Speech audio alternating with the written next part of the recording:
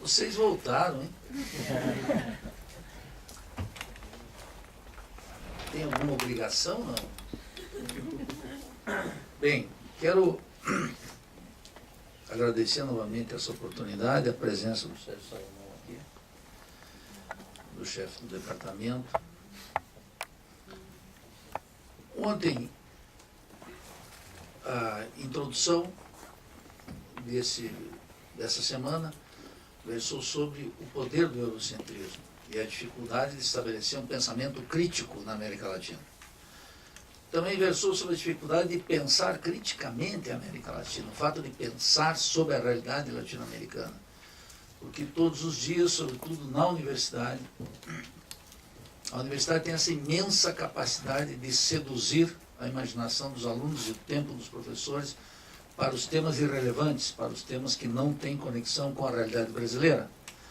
De tal maneira que nós, aqui dentro da universidade, em todas as universidades, a Universidade Brasileira no seu conjunto, participamos, às vezes mesmo a contragosto, de um certo comportamento escolástico. O fazer, o trabalho intelectual, ele está derrotado pelo trabalho acadêmico, em primeiro lugar, ele não é um trabalho intelectual vitalizante, e além disso tem essa imensa capacidade de seduzir para temas que não são aqueles relevantes. Essa capacidade de sedução não é uma sedução naturalmente, digamos, como uma sedução amorosa, é uma sedução que envolve uma bolsa de estudo, envolve a possibilidade de entrar num programa de mestrado e doutorado, envolve a possibilidade de entrar num corpo docente, envolve a possibilidade de participar do serviço diplomático, envolve a possibilidade de assessorar uma grande empresa, etc, etc, etc. Mas eu retomaria da exposição de ontem essa imensa dificuldade de pensar a América Latina. E gostaria de dizer que, em contraste com os demais países latino-americanos, o Brasil, nós vivemos uma situação bem melhor. O Brasil já esteve de costas para a América Latina. Não é mais um país que vive de costas para a América Latina. Por muitas razões, os brasileiros e aqueles que pensam criticamente a nossa realidade também estão abertos à análise crítica do que está acontecendo na América Latina. Já não podemos dizer que o Brasil está de costas para a América Latina. Não obstante, o Brasil carrega uma ignorância gigantesca sobre os temas latino-americanos. E sobre temas que nos dizem diretamente respeito, não são temas alheios a nós, a nossa realidade. É um conjunto de temas que os equatorianos estão pensando que dizem respeito a nós. Para dar um exemplo assim, eloquente, o Equador e a Bolívia, nas últimas... Bom, eu estou aqui na Faculdade de Direito. O tema da Constituinte e da Constituição no Equador, na Venezuela e na Bolívia é um tema de uma transcendência mundial. Criou, entre outras coisas, uma contribuição notável da América Latina para o mundo. Não tem nada semelhante no planeta, que é a configuração de um Estado plurinacional. Isso é uma extraordinária contribuição. Eu sempre dou o exemplo dos educados belgas, né, que estão sempre se matando, dos canadenses, que têm uma tensão terrível, e um conjunto de países europeus que estavam juntos se separam através de conflitos imensos, de guerras, e quando não é assim, de uma tensão permanente que não encontra uma solução tal como tivemos no Equador e na Bolívia, por exemplo, de um Estado plurinacional. Um Estado, vários povos. E com o trato constitucional disso, desse reconhecimento, na área da educação, das terras, enfim, das imensas comunidades indígenas, né, dos vários povos indígenas. Então são contribuições extraordinárias que nos dizem respeito diretamente, uma inovação para aqueles que são apegados às novidades, deveriam estar estudando diretamente isso, e não estão. Eu tenho um amigo lá na Faculdade de Direito, eu não ia dizer o nome dele, vamos dizer, o Rogério Portanova, eu gosto dele, meu amigo, E eu sempre falando para ele sobre a Constituição, e a Constituinte na Venezuela, e na Bolívia, no Equador, e ele nunca me deu atenção. Depois ele foi fazer um pós-doutorado na França. E um ano depois encontrei, porque a gente joga bola junto e tal. Depois vou falar dessa parte atlética minha carreira, que eu não encerrei ainda, contra a recomendação dos médicos, etc. O Rogério voltou com uma grande novidade de Paris. Nildo, precisamos estudar as constituições latino-americanas. Rogério, a vida tem salvação, podemos salvar até aqueles mais empedernidos na cultura francesa. O que significa isso? Se não passar pelo meridiano de Paris, não tem autorização para pensar a realidade brasileira e latino-americana. Precisa ter a autoridade de alguém que diga, olha, lá no Equador, embora nunca tenha nada importante lá, surgiu algo, uma Constituição e um Estado plurinacional, e com as leis decorrentes, e fizeram uma coisa extraordinária, dotaram a natureza de direitos, uma inovação jurídica extraordinária, que tem implicações com o Estado, tem implicações de indenizações, tem um conjunto de implicações nos tribunais, na formação jurídica, na formação da faculdade de Direito, etc. É muito difícil. Mesmo quando tem uma novidade como essa, ainda assim é difícil. É que é muito difícil pensar a realidade latino-americana. Vou repetir isso aqui 85 vezes. Porque sempre tem um assunto mais importante. E, em geral, essa pauta mais importante é um tema que vem da Europa e agora com muita frequência dos Estados Unidos. O From States agora tem um peso extraordinário. E tem um peso porque sempre tem um financiamento, tem uma linha de pesquisa, tem uma editora, tem a possibilidade de participar uma época lá nos Estados Unidos, fazendo alguma coisa, etc. Tal. É assim que funciona. Eu não disse ontem, mas quero falar da dificuldade institucional de pensar a América Latina. Eu recebi lá em Florianópolis, por força de uma circunstância local, teve uma rebelião num bosque, etc. e tal. Não era uma rebelião. Os estudantes estavam fumando maconha dentro da universidade, veja que escândalo. E a polícia chegou e teve uma resistência, e aí vieram os outros estudantes, veio mais polícia, e se armou uma grande confusão. E aí baixou lá em Florianópolis uma repórter dessa revista extraordinária, muito importante para todos nós, que é a Veja, fazendo uma pesquisa, porque justamente naquela semana ocorriam as Jornadas Bolivarianas. As Jornadas Bolivarianas é o evento anual do Instituto de Estudos Latino-Americanos.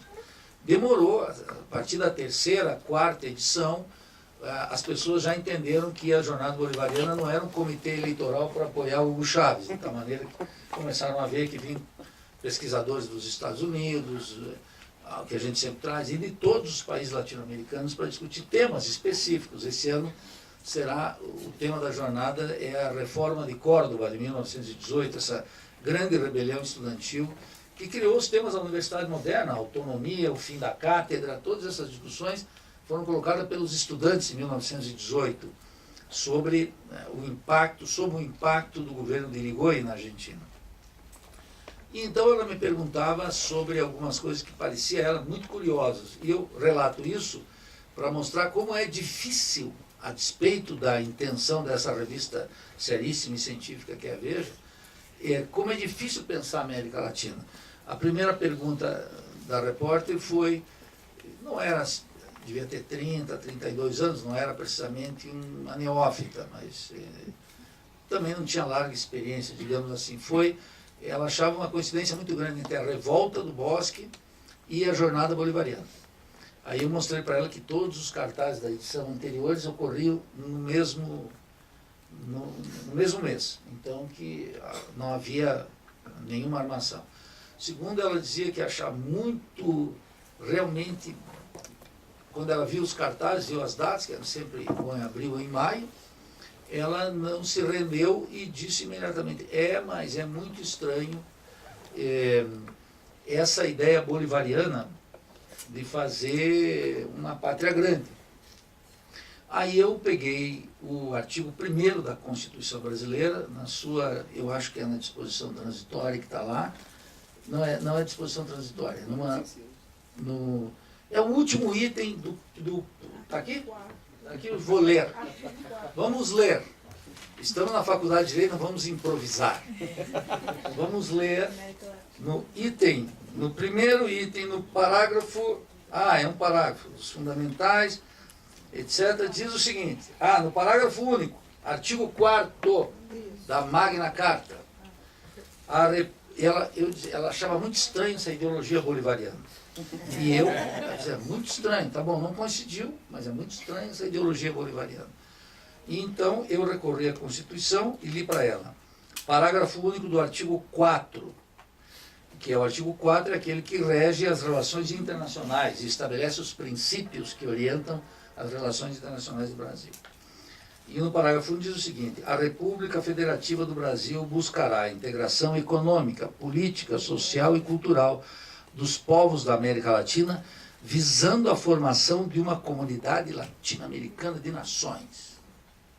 Eu, com a Constituição embaixo do braço, obrigado, Sandro, li para ela e disse, estamos sob a guarda da Carta Magna.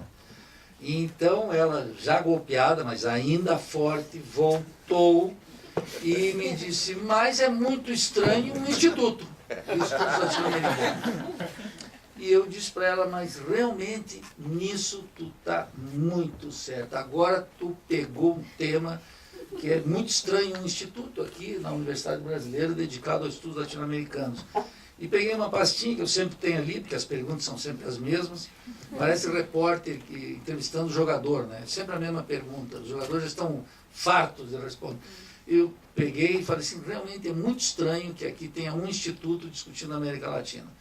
Porque nos Estados Unidos tem mais de 40 universidades com Instituto de Estudos Latino-Americanos, Centro de Estudos Latino-Americanos e cátedras dedicadas ao estudo da América Latina.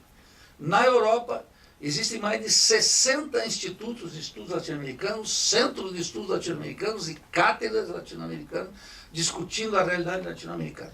Na China e no Japão tem também uma quantidade expressiva de institutos e centros e iniciativas latino-americanas.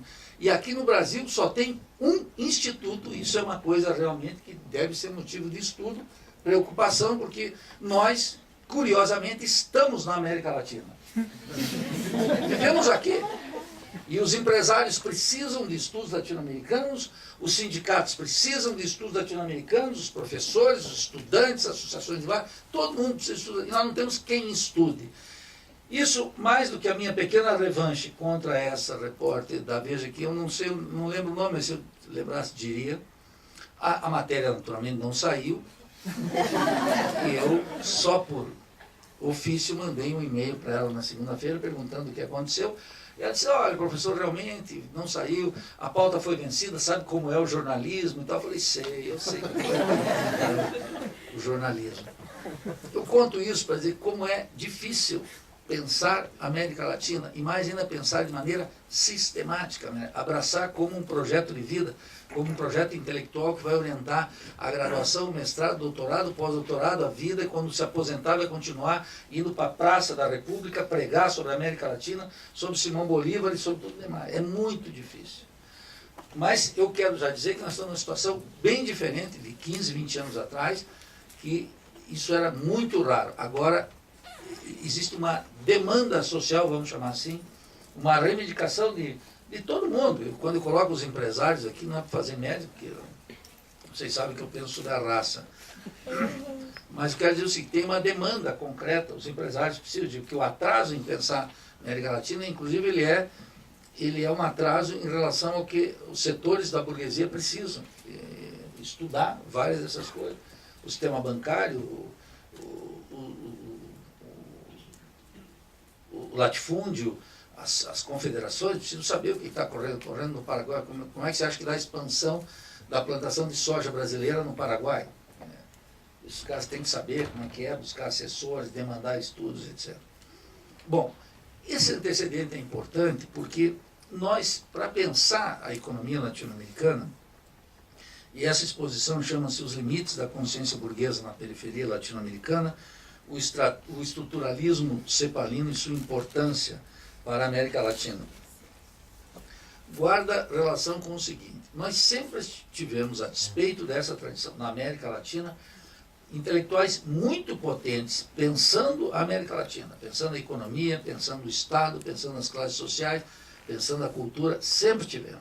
Gente muito potente e desconhecida. Gente, naturalmente, que participa do pensamento crítico e gente que são autores da ordem, por exemplo.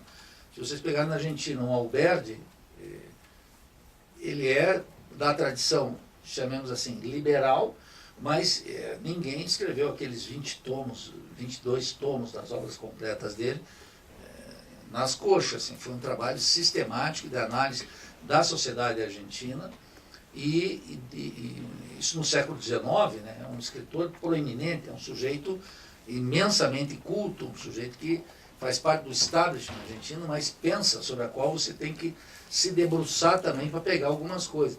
Toda a política argentina do século XX sobre a neutralidade nas duas grandes guerras, por exemplo, elas têm íntima relação com as teses de Alberti, por exemplo, no século XIX. Então, quer dizer, tem desde pensamentos de autores conservadores, como esse que eu chamo de pensadores críticos, que não eram, reforço aqui, autores marxistas. O marxismo na América Latina, a primeira tradução, por exemplo, de Marx na América Latina, data de 1895, possivelmente, e é a tradução do Capital por Rambert Rusto, né, que traduz o Capital no século, portanto, XIX. Você veja que a tradução do Capital, olha o que é o tema do marxismo aqui no Brasil. A primeira tradução do Capital é 1968. 1968, aquele ano de plena liberdade, de discussões extraordinárias, que era o Brasil em plena ditadura. Quer dizer, 68 a 73 foi o auge do milagre, chamado milagre brasileiro, da superexploração, da internacionalização da economia, e etc., uma brutal repressão, e, naturalmente, não tinha as massas ali para consumir o capital. Nunca esqueço, o Engels publica o tomo 3 do Capital e diz na introdução que fez um esforço, publica quase no finalzinho da vida dele, olha, vou publicar do jeito que está, com pequenas correções, etc., porque tem uma vitalidade do movimento operário europeu e dos setores camponeses que demandam essa obra. O Brasil começou a conhecer a primeira tradução do Capital pela civilização brasileira em 68, no auge da repressão. A Argentina já tinha as primeiras traduções de Marx em 1898, quer dizer, 70 anos antes. É muito tempo, é muito tempo. Mas eu fiz menção antes rapidamente, tem um conjunto de autores que nós chamamos de autores que pertencem a essa grande corrente de pensamento, que é o pensamento crítico latino-americano, que não são marxistas. É um conjunto deles, figuras extraordinárias. É claro, não vou me estender sobre eles, quero falar sobre a CEPAL, mas quando essa corrente de pensamento crítico, de pensadores independentes, o que é um pensamento crítico? O requisito do pensamento crítico é que ele está respondendo a uma demanda, a uma contradição do mundo sob o qual o cara está vivendo. Essa é a primeira coisa, para fugir da escolástica, para fugir do academicismo. Qual é? Em primeiro lugar, colocar seu projeto de pesquisa em cima de um drama concreto da sociedade na qual ele está metido. Um drama que lhe diz respeito diretamente. Esse é o primeiro requisito do pensamento crítico. O segundo, naturalmente, que ele faça uma avaliação crítica de todos os autores que vieram anterior a ele. E passe o bisturi. Sem citação é melhor, hein? Não faço citação. Citação, citação, citação, citação, citação, seguindo as normas da BNT, que ninguém autorizou a fazer isso. Isso é servidão voluntária na universidade, sabe? Na minha lá, não tem nenhum regulamento da pós-graduação que oriente o sujeito a fazer um mestrado, uma tese, escrever uma dissertação e um doutorado, segundo as normas da BNT, porque essa é uma organização privada que não tem... O sujeito pode escrever como o Zé Lins do Rego, ou como o Glauber Rocha escreve. Mas não, o pessoal tem que ficar citando. E é um horror, né? Eu falo isso, que eu cometi esse erro também, estou tentando traduzir a minha tese de doutorado e eu tenho que escrever tudo de novo, porque aquilo era um horror, do jeito que foi feito era um horror, e era o acadêmico. As pessoas podem melhorar. Bom, esses pensadores, eles, naturalmente, essa potência crítica que nós tínhamos aqui, ela ganhou uma consciência maior, ela ganhou maior solidez quando a difusão do marxismo começou a ocorrer de maneira mais intensa nos países latino-americanos. Isso tem todo um debate sobre esse processo, que mereceria uma análise cuidadosa, vem em cada país, naqueles países que mais evoluíram, etc. e tal. Por exemplo, se vocês pegarem a obra de um cubano como José Martí, os textos sobre os Estados Unidos, os textos de jornalismo, os textos econômicos, os textos sobre pedagogia, os textos sobre literatura, ele é um autor gigante, com mais de 20 tomos, um escritor extraordinário, escreveu sobre Marx, tem uma nota dele sobre quando Marx morre, inclusive, saudando e reconhecendo os méritos teóricos, mas não é uma obra orientada por nada do marxismo, tá? Nada do que nós chamamos a obra marxiana, nada. José Martí é um pensador potente, vincula-se ao processo revolucionário de independência, se abandona a condição de escritor, de jornalista, etc., vai para a guerra de independência e é imediatamente morto em combate, porque não era do ramo. Eu estimo, inclusive, que esse comportamento do Fidel com o Che, de poupar o Che nos primeiros combates, tem a ver com essa lição que os cubanos aprenderam com José Martí, que era um extraordinário pensador, devoto da causa, e naquela ânsia de dar o exemplo com sua conduta, foi abatido já nos primeiros combates da Guerra de Independência. E o Che também era um desavisado, um sujeito voluntarioso, corajoso, consequente, e o Fidel tirava ele dos primeiros, até que ele deixou de ser médico e se transformou no guerrilheiro. Mas é só uma referência disso, para mostrar que pensadores extraordinários, com uma obra gigantesca como José Martí, participam do pensamento crítico, sabem pensar a realidade caribenha, cubana. O José Martí viveu vários anos nos Estados Unidos, então conhecia a sociedade gringa, sabia do que falava, etc. e tal, e não era um marxista. Quero deixar isso muito bem estabelecido aqui, que existe um pensamento crítico na América Latina que não participa do marxismo. Nem do marxismo de Marx, nem do marxismo da Internacional Comunista, da Segunda, da Terceira Internacional, que não guarda relação com isso. E é por isso que nós podemos ver também Simão Bolívar, sobretudo Simão Rodrigues, como pensadores, parte dessa tradição crítica, que começa já com o processo prévio das independências.